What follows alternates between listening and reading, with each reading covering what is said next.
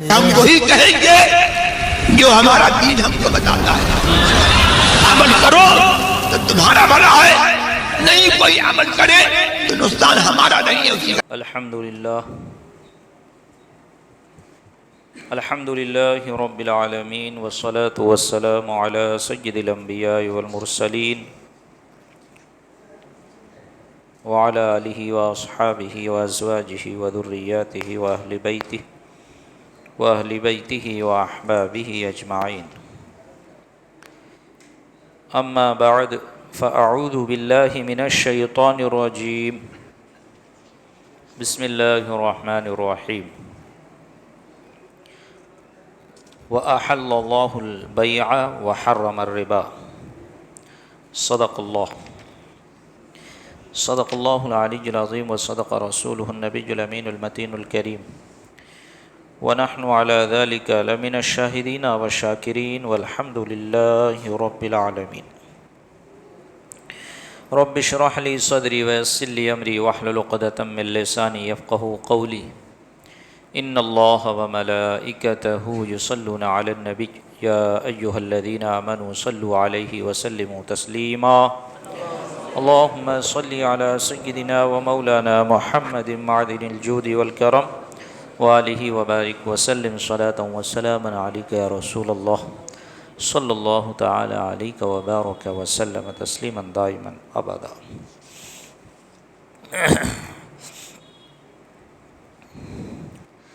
اللہ تبارک و تعالی کے جس کی قدرت کاملہ کا ادراک انسانی طاقت سے باہر ہے، عرش سے فرش تک جدھر نظر کیجئے اسی کی قدرت کا جلوہ ہے۔ حیوانات و نباتات و جمادات اور تمام مخلوقات اسی کے مظہر ہیں۔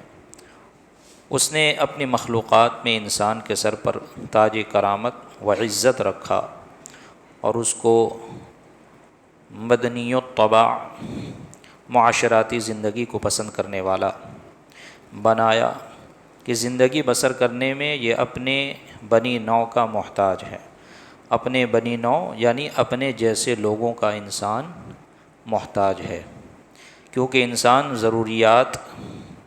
انسانی ضروریات اتنی زائد اور ان کی تحصیل میں اتنی دشواریاں ہیں کہ ہر شخص اگر اپنی تمام ضروریات کا تنہا متکفل ہونا چاہے، یعنی کہ تنہا کفالت کرنے والا بننا چاہے، تو غالباً عاجز ہو کر بیٹھا رہے گا۔ کیا مطلب؟ اور اپنی زندگی کے ایام خوبی کے ساتھ گزار نہ سکے گا۔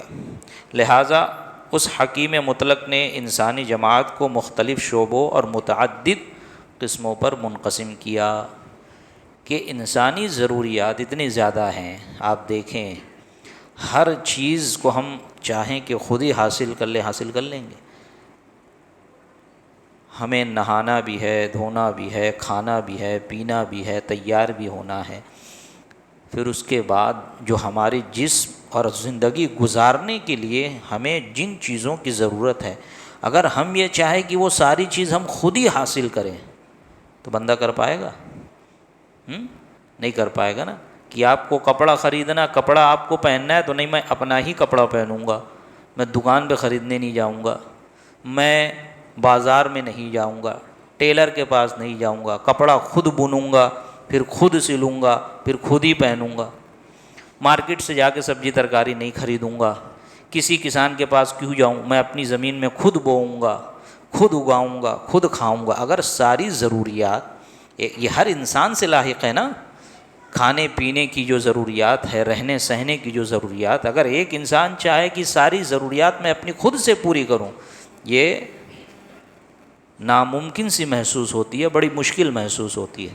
اسی لیے اللہ تبارک و تعالیٰ نے اس حکیم مطلق نے انسانی جماعت میں کیا کیا؟ انسانی جماعت کو مختلف شعبوں میں اور متعدد قسموں پر منقسم کر دیا کہ کوئی بنکر ہے، کوئی کپڑا بنا رہا ہے تو کوئی کپڑا سل رہا ہے، کوئی سبزی اگا رہا ہے تو کوئی خرید کر مارکیٹ میں بیچ رہا ہے، کوئی بچوں کا کپڑا بیچ رہا ہے تو کوئی بڑوں کا کپڑا بیچ رہا ہے، کوئی ریڈی میڈ بیچ رہا ہے، کوئی گھر میں لگانے کے سامان بیچ رہا ہے، کوئی گھر بنانے کے سامان بیچ رہا ہے۔ جتنی ضروریات زندگی ہے، شعبے مختلف ہیں، اس اعتبار سے لوگ خرید و فروخت کر رہے ہیں، اپنی ضروریات کو پوری کر رہے ہیں۔ اگر ایک ہی انسان چاہے کہ ہر انسان چاہے کہ میں اپنی ضروریات خود ہی پوری کروں تو بتائے کتنا مشکل ہو، ایک دن گزرنا اور ایک دن گزارنا اس کے لیے مشکل ہو جائے گا۔ تو اس حکیم مطلق نے انسانی جماعت کو مختلف شعبوں اور متعدد قسموں پر منقسم فرمایا کہ ہر ایک جماعت ایک ایک کام انجام دے اور سب کے مجموعہ سے ضروریات پوری ہوں۔ مثلا کوئی کھیتی کرتا ہے، کوئی کپڑا بنتا ہے، کوئی دوسری دستکاری کرتا ہے۔ جس طرح کھیتی کرنے والوں کو کپڑے کی ضرورت ہے، کپڑا بننے والوں کو غلہ کی حاجت ہے نا؟ نہ یہ اس سے مستغنی یعنی بے نیاز اور نہ وہ اس سے بے نیاز، بلکہ ہر ایک کو دوسرے کی طرف احتیاج ہے، ایک دوسرے کی ضرورت ہے۔ لہذا یہ ضرورت پیدا ہوئی کہ اس چیز کی اس کے پاس جائے، یعنی اس بات کی ضرورت پیدا ہوئی کہ اس چیز کو خریدنے کے لیے یا اس چیز کو لینے کے لیے، اس سے فائدہ اٹھانے کے لیے دوسرے انسان کے پاس جایا جائے اور اس کی اس کے پاس آئے، تاکہ سب کی حاجتیں پوری ہوں اور کاموں میں دشواریاں نہ ہوں۔ یہاں سے معاملات کا سلسلہ شروع ہوا، ہمارا درس چل رہا ہے اسلامی اخلاق و آداب کا، اور اس میں آپ نے حظر و اباحت سے متعلق کئی ایک ابواب سماعت فرمائے۔ اب بیچ میں خرید و فروخت سے متعلق انہوں نے ایک چھوٹا سا باب 1.5-2 صفحے کا لے کے آیا کہ اس میں کچھ ضروری مسائل اور چنندہ مسائل، پورے بیع کی شرائط اور اس کے اصول و ضوابط اور اس کے طریقہ کو وہاں بیان نہیں کیا انہوں نے۔ پورے بیع یعنی کہ پورے بزنس کا جو مسئلہ اور جو باب باندھا حضرت نے، وہ بحر شریعت کی دوسری جلد حصہ 11 سے شروع ہو رہا ہے اور اس کے آگے کئی ایک ابواب ہیں۔ تو میں صرف وہ ضروری باتیں جو بزنس سے متعلق قرآن نے ارشاد فرمائی، احادیث کریمہ میں ارشاد فرمائی، اور وہ 2-4 مسائل یا بیع کی شرائط وغیرہ وہ خالی بیان کروں گا، پوری تفصیل اس میں کہ میں نہیں جاؤں گا، کیونکہ اب ہمارا درس چل رہا ہے اسلامی اخلاق و آداب کا۔ انشاءاللہ ہو سکتا ہے 2-3 ہفتہ اس میں جائے، لیکن آپ کو بڑا مزہ آئے گا اور آپ کو بہت کچھ سیکھنے کو ملے گا۔ کیوں؟ اس لیے کہ تجارت نام ہی ہے، بیع نام ہی ہے مبادلۃ المال بالمال کا، کہ ایک مال کے بدلے دوسرا مال، ایک مال سے دوسرا مال تبدیل کیا جائے۔ آپ اگر پان پٹی بھی کھول کے بیٹھے ہوئے ہیں، چھوٹی سی گمٹی یا چھوٹی سی کرانہ اسٹور بھی کھول کے بیٹھے ہیں، تو آپ تاجر ہیں، آپ تجارت کر رہے ہیں۔ سمجھ میں آئی بات؟ کسی بھی چیز کو بیچا جائے وہ بیچنے والا تاجر ہوگا۔ ہمارے ذہن میں ہے تاجر کا مطلب کہ جس کا خوب بڑا بزنس ہو، وہ بڑا تاجر ہوتا ہے، جس کی جیسی تجارت اس کے طرف اس طرح مناسبت اس کی نسبت کی جاتی ہے۔ تو یہ کیا ہے؟ یہ معاملات ہے۔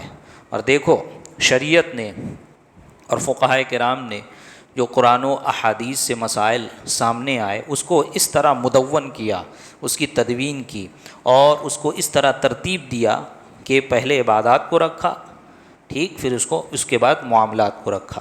عبادات میں بھی نماز کو مقدم رکھا، نماز کے بعد روزہ، نماز کے بعد زکوٰۃ، پھر روزہ، پھر اس کے بعد حج۔ پھر جب حج مکمل ہو گیا تو اب معاملات کی طرف آتے ہیں، اور معاملات میں نکاح طلاق وغیرہ کے جب مسائل بیان ہو جاتے ہیں، جب ان سے متعلق اور ان کی طرح جو دیگر مسائل ہیں وہ بیان ہو جاتے ہیں، تو اب آگے معاملات میں آتا ہے بزنس، یعنی بیع و شراء، خرید و فروخت۔ پھر اس کے مسائل کو فقہاء کرام بیان کرتے ہیں، اور یہ کتنی ضروری چیز ہے آپ نے ابھی تمہید میں سماعت فرمایا کہ حضرت حضور صدر الشریعہ نے کتنے اچھے اور پیارے انداز میں سمجھا دیا کہ بیع و شراء یہ اللہ تبارک و تعالیٰ نے انسان میں جو شعبے مقرر کیے، ان کی قسمیں کی اور ان کے ذمے کچھ کام ڈالا کہ فلاں یہ کام کرے، فلاں وہ کام کرے۔ جب وہ کام کریں گے تو پھر ان کے لیے احکام بھی تو بیان کیے جائیں گے نا۔ ایسے ہی بے مہار اونٹ کی طرح چھوڑ نہیں دیا جائے کہ جیسے من میں آئے کرے، نہیں، پھر ان کے لیے حدود بھی بیان کی جائیں۔ تو اللہ تبارک و تعالیٰ نے بیع و شراء کے پورے احکام نازل فرمائے، نبی پاک نے اس کی تشریح فرمائی، اور پھر صحابہ کرام اور تابعین اور ائمہ مجتہدین سے ہوتے ہوئے ہم تک پہنچے۔ تو لہٰذا یہ ضروری ہے ہر شخص کو جو بزنس کرتا ہے. اور بزنس جب میں کہہ رہا ہوں تو آپ یہ ذہن میں رکھیں کہ کوئی بھی چیز آپ بیچیں، آپ بزنس مین ہیں، کوئی بھی چیز آپ بیچیں، آپ تاجر ہیں، تو اس بیچنے میں آپ کو ان تمام باتوں کا خیال رکھنا پڑے گا جو احکام اللہ تبارک و تعالیٰ نے مقرر فرمائے. تو یہاں سے معاملات کا سلسلہ شروع ہوا. بیع وغیرہ ہر قسم کے معاملات وجود میں آئے. اسلام چونکہ مکمل دین ہے اور انسانی زندگی کے ہر شعبے پر اس کا حکم نافذ ہے. ہر شعبے میں کہیں انسان کو اسلام اپنے ماننے والے کو تنہا نہیں چھوڑتا. جب آپ اسلام کے دامن میں آ گئے تو آپ کی زندگی کے ہر گوشے پر اسلام کی نظر ہے، اور آپ کی زندگی کے ہر لمحے پہ اسلام کی نظر ہے، اور اسلام وہاں پر آپ کی رہنمائی کرتا ہے اور آپ کو بتاتا ہے کہ یہ چیز حلال ہے، یہ چیز حرام ہے. اس کو شرعی طور پر اس طرح کیا جائے گا، اور اس طرح کریں گے تو غیر شرعی طور پر ہوگا، اس طرح کریں گے تو ثواب ملے گا، اس طرح کریں گے تو گناہ اور عذاب کے مستحق ہوں گے. تو ہر شعبے پر اس کا حکم نافذ ہے. جہاں عبادت کے طریقے بتاتا ہے، معاملات کے متعلق بھی پوری روشنی ڈالتا ہے تاکہ زندگی کا کوئی شعبہ تشنا باقی نہ رہے، یعنی کہ کوئی شعبہ ادھورا یا نامکمل نہ رہے، اور مسلمان کسی عمل میں اسلام کے سوا دوسرے کا محتاج نہ رہے. اسلام کسی بھی شعبے میں یا اپنی زندگی کے مسائل کے کسی بھی مسئلے میں کسی دوسرے دین کا محتاج نہ رہے. آپ دیکھیں، اگر آپ تھوڑا سا غور کریں گے تو کئیوں مذہب نے اسلام سے نہ جانے کیا کیا ادھار لیا ہوا ہے. ایک موٹی مثال جو ہمارے ملک میں آئے دن غیر مسلم ہم پر انگلیاں اٹھاتے ہیں اور اعتراضات کرتے ہیں، طلاق کا مسئلہ. یہ طلاق کا مسئلہ ان غیروں نے ہم سے ادھار لیا ہوا ہے، ورنہ ہندو مذہب میں طلاق نام کی کوئی چیز ہی نہیں. وہاں تو جنم جنم کا رشتہ ہے، ان کا آواگمن کا عقیدہ ہے، 7 جنم والا عقیدہ ہے، 7 جنم میں وہی بیوی رہے گی. اسلام اس کی اجازت نہیں دیتا، اسلام میں اس کا کوئی تصور نہیں. اسلام نے کہا کہ عورت کو اگر مرد نہ جمے، اس کے حقوق پورے نہ کرے تو اس کو اختیار ہے اسے خلا لے لے. مرد کو اگر بیوی کی عادت و اطوار شرعاً پسند نہیں آ رہے تو اسے حق ہے کہ اس کو طلاق دے کے اس کو آزاد کر دے. اسلام نے ایسا باندھ اور جوڑ نہیں دیا، مجبور نہیں بنا دیا. سمجھ میں آئی بات؟ تو اسلام نے اپنے ماننے والوں کے لیے کوئی گوشہ خالی نہیں چھوڑا ہے. یہ ہم ہے کہ ہم اس پر عمل کرنے کی کوشش نہیں کرتے، اور جب ہمیں عمل کرنے کے لیے کہا جائے، مسائل بتایا جائے تو پھر طبیعت کو دخل دیتے ہیں، اور پھر وہی جملہ نکلتا ہے کہ ہم نے تو کبھی سنا ہی نہیں. وہ جب تم نے پڑھا ہی نہیں تو سنو گے کہاں سے؟ جب تم نے سیکھا ہی نہیں تو سنو گے کہاں سے؟ دنیا تو اتنی سیکھ لی ہم نے کہ جس کو دنیا نہ آتی ہو اس کو بھی بیٹھ کے پڑھا دے میں، لیکن دینی تعلیم اتنی بھی نہ سیکھ سکے کہ اپنے والد کا، اپنے گھر والوں کا جنازہ پڑھا سکے. تو لہٰذا ہمیں چاہیے کہ ہم اس کی طرف راغب ہوں، اس کی طرف توجہ دیں، کیونکہ یہ ہم سے ملحق ہے اور اس سے متعلق کل بروز قیامت ہم سے پرسش ہوگی کہ مال کہاں سے کمایا، کہاں خرچ کیا. تو مال ہی کمانے کے لیے تو جب معلوم ہی نہیں رہے گا تو کیا بتاؤ گے؟ جب معلوم ہی نہیں رہے گا حلال کیا ہے حرام کیا ہے تو کیسے سمجھ میں آئے گا کہ بھائی میں کیسے خرچ کروں، کیسے کماؤں، کہاں خرچ کروں، کہاں نہ خرچ کروں، فضول خرچی کیا ہے اور فضول خرچی کیا نہیں ہے. سمجھ میں آئی بات؟ تو لہٰذا یہ اس درس میں آپ تمامی حضرات ضرور بھی ضرور شرکت کریں. تو آپ دیکھیں کہ جہاں اسلام عبادات کے طریقے بتاتا ہے، معاملات کے متعلق بھی روشنی ڈالتا ہے تاکہ زندگی کا کوئی شعبہ نامکمل نہ رہے، اور مسلمان کسی عمل میں اسلام کے سوا دوسرے کا محتاج نہ رہے. جس طرح عبادات میں بعض صورتیں جائز ہیں اور بعض ناجائز، اسی طرح تحصیل مال کی بھی بعض صورتیں جائز، یعنی مال حاصل کرنے کی بعض صورتیں جائز ہیں اور بعض ناجائز. اور حلال روزی کی تحصیل اس پر موقوف کہ جائز و ناجائز کو پہچانیں اور جائز طریقے پر عمل کرے، ناجائز سے دور بھاگے. قرآن مجید میں ناجائز طور پر مال حاصل کرنے کی سخت ممانعت آئی. ولا اللہ تبارک و تعالیٰ ارشاد فرماتا ہے ولا تأکلوا اموالکم بینکم بالباطل وتدلوا بها الی الحکام لتأکلوا فریقا من اموال الناس بالاثم وانتم تعلمون. آپس میں ایک دوسرے کے مال ناحق مت کھاؤ.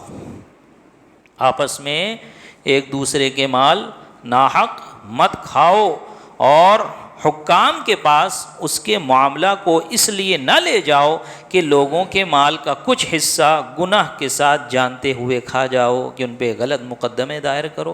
قاضی کے پاس لے جاؤ اور ان پر جھوٹے الزامات لگاؤ کہ بھئی یہ اس کے پاس جو مال ہے وہ اس کا نہیں میرا ہے، اس کے پاس جو چیز ہے وہ اس کی نہیں میری ہے، اور اس کا مال اس طرح غصب کر لو. اس کی بھی اسلام اجازت نہیں دیتا. اور فرماتا ہے یا ایھا الذین آمنوا لا تأکلوا اموالکم بینکم بالباطل الا ان تکون تجارۃ عن تراض منکم. اے ایمان والو آپس میں ایک دوسرے کے مال ناحق نہ کھاؤ. ہاں اگر باہمی رضامندی سے تجارت ہو تو حرج نہیں. کسی معاملات میں، کسی بزنس میں اگر باہمی رضامندی ہے، باہمی رضامندی تو ہوتی ہے، لیکن یہاں پر کیا کہا جا رہا ہے؟ ناحق مت کھاؤ، کہ اس کی رضا کے بغیر اس کا مال اپنے قبضے میں مت رکھو. اس کی رضا کے بغیر کوئی ایسا امر نہ کرو بیع و شراء میں، بزنس میں، جو اس کو ناگوار گزرے اور اس کا حق، اس کی حق تلفی ہو. ہاں اگر وہ رضامند ہو جاتا ہے تو اب یہاں حق تلفی نہیں ہوگی. جیسی ایک موٹی سی مثال میں دوں، کوئی چیز 100 روپے کی ہے، سامنے والے نے 200 روپیہ یا 500 روپے کی بیچی، اور آپ جانتے ہوئے اور رضامند ہو کر خرید لیے، یا آپ نے کیا کہ کوئی چیز 100 روپے کی ہے اور آپ نے اس کو 500 میں بیچا، جبکہ مارکیٹ میں اس کی قیمت 100-150 روپیہ ہے. اس سے متعلق بھی شریعت بہت اچھی رہنمائی کرتی ہے. سمجھ میں آئی بات؟ یہ جو اس کو کہتے ہیں غبن کرنا. کیا کہتے ہیں؟ غبن کرنا. غبن فاحش کہتے ہیں کہ کوئی چیز 10 روپے کی ہے، اس کو بندہ جو 1000 روپے میں بیچے. مارکیٹ میں عام طور پہ 10 روپے کی، 20 روپے کی مل رہی ہے، لیکن قیمت اتنی زیادہ کر دی جائے، اتنی بڑھا دی جائے کہ اس سے 10 گنا 20 گنا زیادہ، اسے کہتے ہیں غبن فاحش. لیکن اگر لینے دینے والے رضامند ہیں معلوم ہوتے ہوئے بھی، تو اب ان کی رضامندی پہ وہ جائز قرار دی جائے گی. تو وہی چیز ہے کہ اگر باہمی رضامندی سے تجارت ہو تو اس میں کوئی حرج نہیں. اور فرماتا ہے یا ایھا الذین آمنوا لا تحرموا طیبات ما احل اللہ لکم ولا تعتدوا ان اللہ لا يحب المعتدین. اے ایمان والو، اللہ نے جس چیز کو حلال کیا ہے ان پاکیزہ چیزوں کو حرام نہ کہو، اور حد سے تجاوز نہ کرو. حد سے گزرنے والوں کو اللہ دوست نہیں رکھتا. وَكُلُوا مِمَّا رَزَقَكُمُ اللَّهُ حَلَالًا طَيِّبًا وَاتَّقُوا اللَّهَ الَّذِي أَنْتُمْ بِهِ مُؤْمِنُونَ. اور اللہ نے جو تمہیں روزی دی ان میں سے حلال طیب کو کھاؤ اور اللہ سے ڈرو جس پر تم ایمان لائے ہو. کسب حلال یعنی حلال روزی کمانا. کسب کہتے ہیں محنت کر کے کسی چیز کو حاصل کرنا، کوشش کے ذریعے کسی چیز کو حاصل کرنا.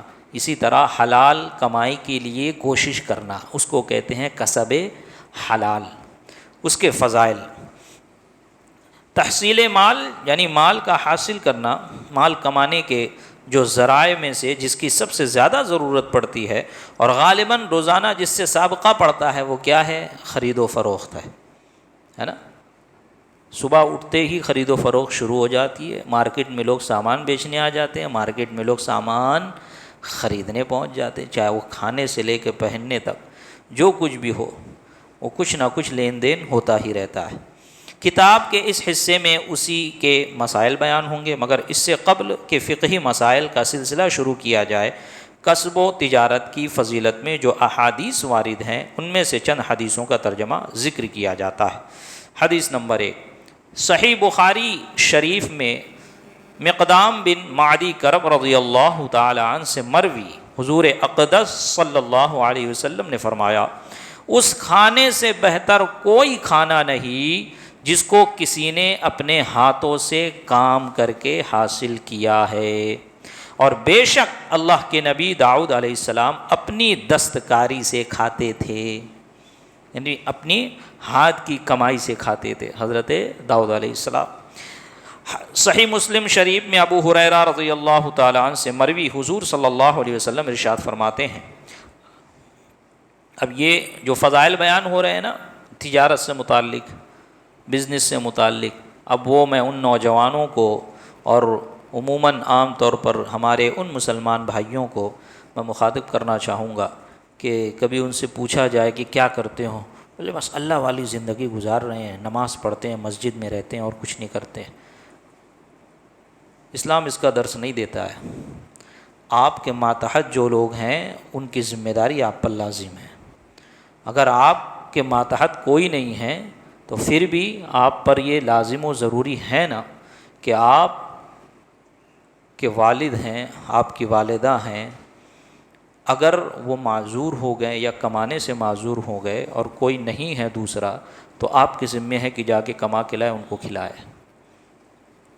شریعت اس کا حکم نافذ کرتی ہے نا بچے پہ۔ اور اپنے آپ کو گوشہ نشینی اختیار کر لینا اچھی بات ہے، گوشہ نشینی اختیار کی جائے، لیکن گوشہ نشینی اختیار کرنے کے لیے بھی یہ دیکھنا ہوگا کہ ایسا تو نہیں کہ آپ کے ذمے کسی کے حقوق آپ سے منسلک ہے، تو ان کے حق تو آپ کو ادا کرنے ہوں گے۔ اگر بیوی ہے تو بیوی کے تمام حقوق ادا کرنے ہیں، بچے ہیں تو بچوں کے حقوق ادا کرنے ہیں، والدین ہیں تو والدین کے حقوق ادا کرنے ہیں۔ اور اپنے آپ کو کسب حلال میں مصروف رکھیں، اس کی کوشش کریں۔ حدیث میں آیا کہ ایک شخص ہے، بارہا میں نے یہ حدیث آپ لوگوں کو سنائی، ایک شخص ہے جو کونے میں بیٹھ کے بس اللہ اللہ کرتا ہے، جو عابد و زاہد ہے، عبادت میں مشغول ہے، اور ایک شخص وہ ہے کہ جو عبادت کرتا ہے اس کے بعد جا کے رزق حلال کی کوشش کرتا ہے کمانے کی۔ تو وہ شخص جو رزق حلال کمانے کی کوشش کر رہا ہے اس عابد و زاہد سے زیادہ اس کی فضیلت ہے، اس کا مرتبہ زیادہ بڑا ہے، کیونکہ رزق حلال کمانا بھی عبادت ہے۔ رزق حلال کمانا، کیونکہ بندہ جب جائے گا کام کرنے، مارکیٹ میں بزنس کرنے، تو وہ خیال کرے گا نا میں کیا بیچ رہا ہوں، کیا خرید رہا ہوں، رزق حلال ہے نہیں ہے۔ رزق حرام ہے تو چھوڑے گا، رزق حلال کمائے گا۔ رزق حرام میں کئی ہزار مل جاتے اور رزق حلال کی تلاش میں کئی سو ہی مل رہے ہیں، تو وہ رزق حلال جو اس نے کمایا اس میں جو برکت اور اس کی تگ و دو کے لیے جو پریشانیاں اس نے اٹھائی ہے، اللہ تعالیٰ اس پہ اسے وہ اجر دے گا کہ جو اجر وہ کونے میں بیٹھ کے عبادت کرنے والوں کو نہیں مل رہا ہے۔ تو لہٰذا یہ چیز ہمارے بھائی ذہن میں رکھ کے سنیں کہ دیکھیں حضرت داؤد علیہ السلام بھی اپنے ہاتھ کی کمائی کھاتے۔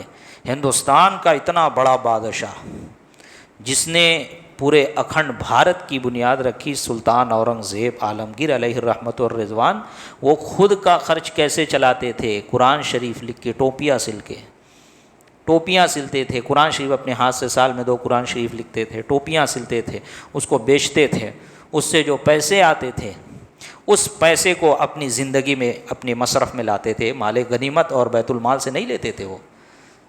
وہی دیکھے کہ ان کے غالباً ملا جیون علیہ رحمہ ان کے استاد، ملا جیون علیہ رحمہ ان کے استاد ہیں۔ ملا جیون علیہ رحمہ کا واقعہ ہے کہ آپ کو سلطان اورنگزیب نے ایک بار چونی دی تحفے میں ہدیہ کے طور پر، اور آپ نے اس چونی کو بزنس میں لگایا اور بہت ترقی ہوئی۔ جب سلطان عالمگیر کو معلوم ہوا کہ ملا جیون بڑے پیسے والے ہو گئے، تو انہوں نے سوچا میرے استاد عالم فاضل، اتنے بڑے عالم، وہ دنیا دار کیسے ہو گئے؟ جب اتنے بڑے پیسے والے ہو گئے تو مطلب بڑا بزنس کرتے ہوں گے، کچھ کرتے ہوں گے، اتنے دنیا دار کیسے ہو گئے؟ تو آپ نے جب ان کے پاس ان کے تشریف لے گئے اور پوچھا کہ حضور یہ کیسے؟ بولے میں نہیں، غالباً وہ چونی ان کے پاس کسی اور کے ذریعے سے پہنچی تھی، تو آپ نے بتایا کہ اس چونی میں اتنی برکت تھی کہ میں نے جب اس کو لگایا اور اس سے تھوڑی سی تجارت کی تو اللہ نے اس میں اتنی برکت دی۔ تو سلطان اورنگزیب عالمگیر مسکرا پڑے، بولے آپ نے فرمایا کہ وہ چونی میں نے ہی اس شخص کو دی تھی، اور وہ چونی میں نے اپنی دستکاری سے کمائی تھی۔ تو رزق حلال میں اتنی برکت۔ ہم برکت کا مطلب یہ سمجھتے ہیں کہ 100 کا ڈائریکٹ 1000 1 لاکھ ہو جائے۔ برکت کا مطلب ہمارے استاد الکریم حضور محدث کبیر مدظ اللہ العالی ارشاد فرماتے ہیں کہ برکت کا مطلب یہ ہے کہ جو کام 10,000 میں ہونا ہے وہ آپ کا 1000 2000 میں ہو جائے۔ جو کام لاکھوں میں ہونا ہے وہ آپ کا ہزاروں میں ہو جائے، اس کا مطلب ہوتا ہے برکت۔ برکت کا مطلب یہ نہیں کہ بس پیسہ اگر آپ تجوری میں بھر دے تو 1 مہینے بعد کھول کے دیکھو تو 10% بڑھ جائے، نہیں۔ برکت کا مطلب طمانیت قلب، برکت کا مطلب کہ آپ پر سکونت طاری ہو جائے، آپ پہ تسکین طاری ہو جائے، آپ کے معاملات میں آسانیاں ہو جائے، آپ جتنا کما رہے ہیں اتنے ہی میں خوشحال زندگی گزاریں۔ ہم خوشحال زندگی کو یہ سمجھتے ہیں کہ ہر مہینہ ٹرپ پہ نکلے، ہر مہینہ گھومنے کے لیے نکلے، سمندر کے کناروں کی سیر کی جائے، اور پھر اس کے بعد یہاں فضول خرچی کی جائے، وہاں اس کا مطلب نہیں ہوتا ہے سکون کی زندگی، سکون و اطمینان۔ بلکہ اس میں تو بندہ جب فضول خرچیاں کرتا ہے اور غلط جگہ پیسے استعمال کرتا ہے تو اس کی پریشانیاں بڑھ جاتی ہیں۔ جو گناہ کریں گے تو اس کا اثر بھی تو آپ پہ دکھے گا نا، اسی طرح جب نیکی کریں گے تو اس کا اثر بھی آپ پہ دکھے گا۔ تو لہٰذا آپ یہ سب باتیں ذہن میں رکھ کر اس کو سماعت فرمائے کہ صحیح مسلم شریف میں ابو ہریرہ رضی اللہ تعالیٰ عنہ سے مروی حضور صلی اللہ علیہ وسلم ارشاد فرماتے ہیں، اللہ پاک ہے اور پاک ہی کو دوست رکھتا ہے، اور اللہ تعالیٰ نے مومنین کو بھی اسی کا حکم دیا جس کا رسولوں کو حکم دیا۔ اس نے رسولوں سے فرمایا یا ایھا الرسل کلوا من طیبات واعملوا صالحا، اے رسولوں پاک چیزوں سے کھاؤ اور اچھے کام کرو، واعملوا صالحا اچھے کام کرو۔ اور مومنین سے فرمایا یا ایھا الذین آمنوا کلوا من الطیبات ما رزقناکم، اے ایمان والو جو کچھ ہم نے تم کو دیا ان میں پاک چیزوں سے کھاؤ۔ پھر بیان فرمایا کہ ایک شخص طویل سفر کرتا ہے جس کے بال پریشان ہیں، یعنی کہ بال بکھرے ہوئے ہیں اور بدن گرد آلود ہیں، یعنی اس کی حالت ایسی ہے کہ جو دعا کرے وہ قبول ہو۔ وہ آسمان کی طرف ہاتھ اٹھا کر یا رب کہتا ہے، دعا کرتا ہے، مگر حالت یہ ہے کہ اس کا کھانا حرام، پینا حرام، لباس حرام اور غذا حرام، پھر اس کی دعا کیوں کر مقبول ہو؟ یعنی اگر قبول کی خواہش ہو تو کسب حلال اختیار کرو کہ بغیر اس کے قبول دعا کے اسباب بیکار ہیں۔ سمجھ میں آئی بات؟ جتنی پریشانیاں اٹھا لو، جتنی عبادتیں کر لو، اگر حلال نہیں کھاتے، پیٹ میں حلال نہیں جاتا تو آپ کی دعا میں بھی اثر نہیں ہوگا، رد کر دی جائے گی، آپ کی دعا رد کر دی جائے گی۔ پھر پریشان ہوتے ہیں کہ ہماری دعائیں قبول نہیں ہوتی، ہمارے حالات نہیں بدلتے، اپنے اعمال کی طرف نظر نہیں کرتے اور حالات سے شکوہ پروری کرتے ہیں۔ اور حلال کھانا، حرام سے بچنا، ہم خالی یہ سمجھتے ہیں کہ حلال روزی کمائی جائے، وہ کھایا جائے، وہی ہے، اس کے علاوہ جو بھی کھائیں سب چلے گا۔ اب ایسا ماحول ہو گیا ہے ہمارے ہاں، دیکھیں آپ یہ بھی غور نہیں کرتے کہ ہم کس کے یہاں کھا رہے ہیں۔ کما تو حلال رہے ہیں لیکن خرید کہاں سے رہے ہیں؟ گوشت کہاں سے لا رہے ہیں؟ مرغی کہاں سے خرید رہے ہیں؟ بکرے کہاں سے خرید رہے ہیں؟ جس میں کہ اصل حرام ہے، اصل حرام ہے۔ وہ تو ایک شرعی ذکاوت جب پائی جاتی ہے جب جا کے وہ حلال ہوتا ہے۔ یہ سارے مسائل میں نے آپ کو بتائے ہیں، انشاءاللہ پھر بقرعید کا وقت آئے گا تو دہراؤں گا، اتنا موقع نہیں۔ کہنے کا مقصد یہ ہے کہ ہم کہیں بھی جا کر کسی بھی ہوٹل میں بیٹھ کے کھا رہے ہیں، ہمیں پتہ نہیں ہے یہاں سے کھانا حرام ہے کہ حلال ہے۔ کسی بھی کی شادی میں جا رہے ہیں، وہ مرتد ہے، بد مذہب ہے، کافر ہے، کیا ہے، اور اس کے یہاں بیٹھ کر دعوتیں اڑا رہے ہیں، گوشت کھا رہے ہیں، مرغی کھا رہے ہیں، کیا وہ کھانا حرام نہیں ہوگا؟ کیا وہ آپ کے پیٹ میں حرام غذا نہیں جا رہی ہے؟